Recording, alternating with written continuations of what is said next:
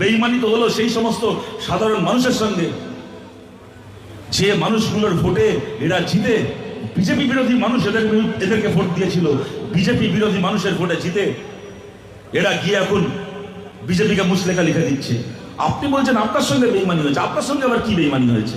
আপনার বক্তব্যটা কি যে আমি বিজেপি বিরোধী, আমি বিজেপি বিরোধী রাজনীতি করি, এদেরকে কেউ চিনত না, এদেরকে বাড়ি থেকে এনে ঘর থেকে এনে আমি এমপি করেছিলাম, এমএলএ করেছিলাম, মন্ত্রী করেছিলাম, আজকে এরা আমার দলের সঙ্গে গদ্দারি করে, নিজের দলের সঙ্গে গদ্দারি করে এরা বিজেপির সঙ্গে সেটিং করছে, বিজেপির সঙ্গে বোঝাপড়া করছে।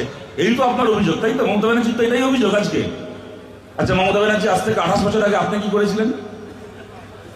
আজকে এই সন্দীপন সাহা, আজকে এই কাকলি ঘোষ দস্তিদাররা যা করছে, আজ থেকে 28 বছর আগে ঠিক এই কাজটা কে করেছিল? আপনি মমতা ব্যানার্জি। কলকাতার কালীঘাটের একটা টালির চালের ঘরে আপনি বড় হয়েছেন। আপনাকে কংগ্রেসের মতো একটা দল আপনার ঘর থেকে নিয়ে এসে আপনাকে ভারতের এমপি করেছিল, ভারত সরকারের মন্ত্রী করেছিল, রাজীব গান্ধীর ক্যাবিনেটে, নরসিংহ ক্যাবিনেটে আপনাকে কংগ্রেস মন্ত্রী করেছিল। আর আপনি কি করলেন? নিজের সস্তা ধান্দাবাজির জন্য যে কংগ্রেস দল আপনাকে দল থেকে এনে ভারতবর্ষের মন্ত্রী করলো, সেই কংগ্রেস দলে পশ্চিমবাংলায় লালবাতি জেলে ওদের 1 নম্বর শত্রু বিজেপির ঘরে গেলেন, বিজেপির সঙ্গে মন্ত্রিত্ব করলেন, বিজেপিকে পশ্চিমবাংলায় নিয়ে আসলেন।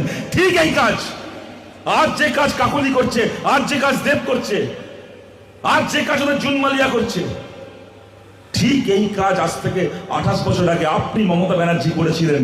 ধর্মনিরপেক্ষ একটা দল আপনাকে ভারতের মন্ত্রী করেছিল, তাদের পিঠে ছুরি মেরে আপনি বিজেপির সঙ্গে জোট করে বিজেপি সরকারের মন্ত্রী হয়েছিলেন, সেই দলটাকে পশ্চিমবাংলায় তুলে দিয়েছিলেন। পাপ কারো পাপকে সারে না মমতা ব্যানার্জি, পাপ আপনার বাপকেও সারেনি।